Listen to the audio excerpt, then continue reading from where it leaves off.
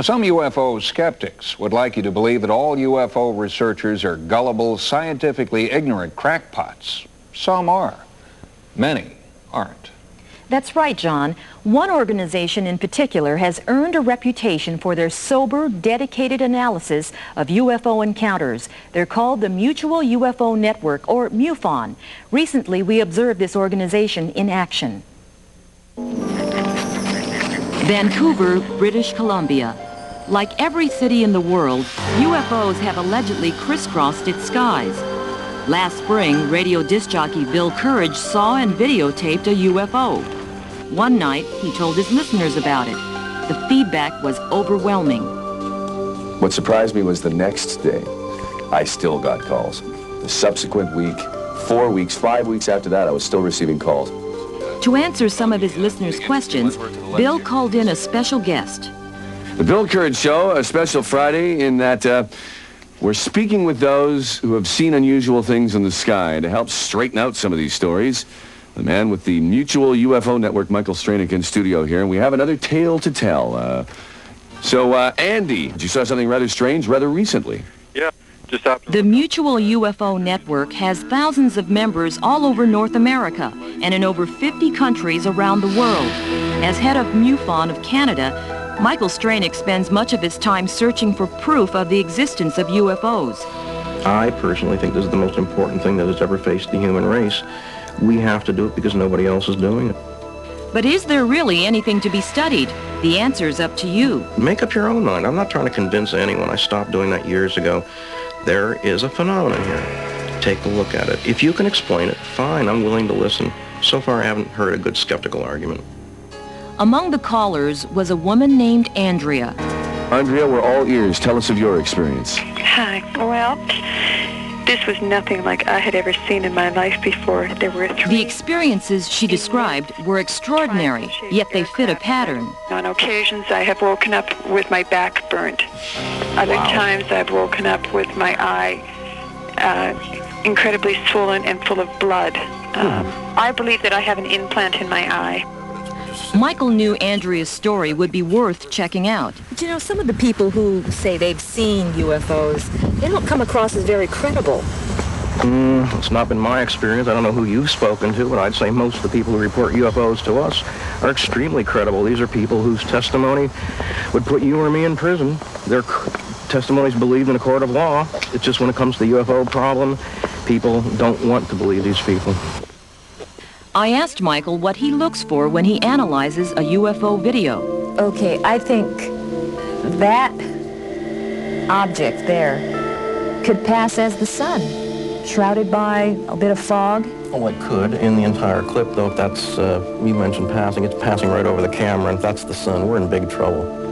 Can you explain what that object is doing? It appears to be sitting there being a little odd. I don't know what it is. We won't really have any clue to what it is until we have it analyzed by the MUFON video analyst. Then we'll have a better idea what it may not be. We probably will never know what it is for certain. After you, sir. Assisting Michael in his research is UFO investigator Graham Conway. Together, they hit the road to follow up on new leads. For Graham, a former police officer, this type of work is second nature. I often find that they have lived near power stations and power lines. This keeps on coming up. Field investigation is only one of many responsibilities of MUFON. In Canada, the paperwork begins in the home office of Michael Stranick. This is where much of the hard work gets done, including analysis of hundreds of home videos. The paperwork is astounding, the hours are incredible, and it's a volunteer organization. Meanwhile, at the home of Daniel Bourgeois and Colleen Allen, Michael and Graham begin by tape recording the couple's account of their encounter. I saw orange rings of light underneath. I just could see the bottom. It was horrifying. It bothers me when I tell people that I've seen a UFO, the skepticism is so frustrating to have people not believe you when it's so real. After gathering data for over an hour, Michael and Graham thought their investigation was complete. And if anything else should occur, please let us know. You know, actually, I wanted to mention something to you that just skipped my mind. What's that? I wanted to ask you, does my huge hydro bills mean anything to you? Because we have humongous hydro bills. Meaning, how much is huge? We in the wintertime, about 600 every 2 months. For this house? 300 in the summer. Oh, you've got to be kidding. You're not using any heat in the summer.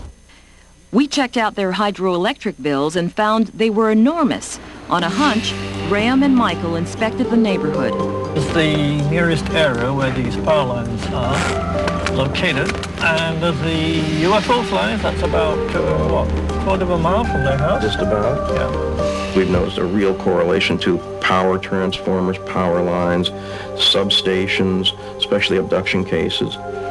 Their next visit is to Andrea Shale, the woman who claimed on the radio to be an abduction victim.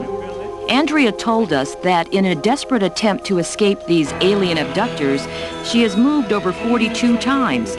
With tape recorder rolling, Michael and Graham listened to Andrea's story. They have holding tanks, and it's like got a blue liquid in it. To me, it was like being sterilized. When Michael and Graham told me about Andrea's claims, I investigated for myself. I wondered if she wasn't just confusing dreams with reality. I know what a dream is. I've had nightmares, I've had dreams all my life, just like you or anybody else. You don't wake up from a dream with a nosebleed. You don't wake up from a dream being burnt, a severe burn on your back. My eye was swollen out like this, just like a baseball. Then I had an x-ray done at the inside of my eye. And behind my eye, they showed me on the x-ray was a little round ball-bearing thing.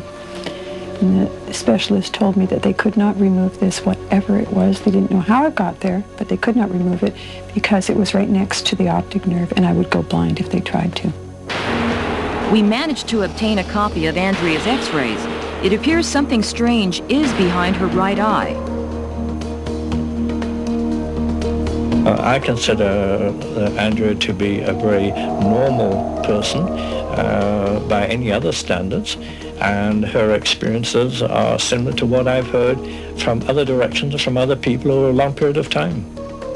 Despite their sympathetic approach, Graham and Michael find that people are reluctant to describe their UFO experiences. Credibility is like virginity. You only lose it once. You never regain it. Few people who encounter UFOs are seeking publicity. They simply need someone to tell them that they're not hallucinating, and they're not alone. As an organization that's been compared to a crisis hotline or to Alcoholics Anonymous, MUFON does both. It's like receiving a life-saving ring when you're drowning, because there's nothing out there, and they're the only people out there that can help you. Sandra, just how do Michael and Graham deal with the inevitable skepticism they must encounter? Well, John, as you've seen, these men are professionals. And like many hardened UFO experts, they understand that skeptics go with the territory. And after investigating story after story, they're pretty skeptical themselves. As they well should be. And Encounters will be right back.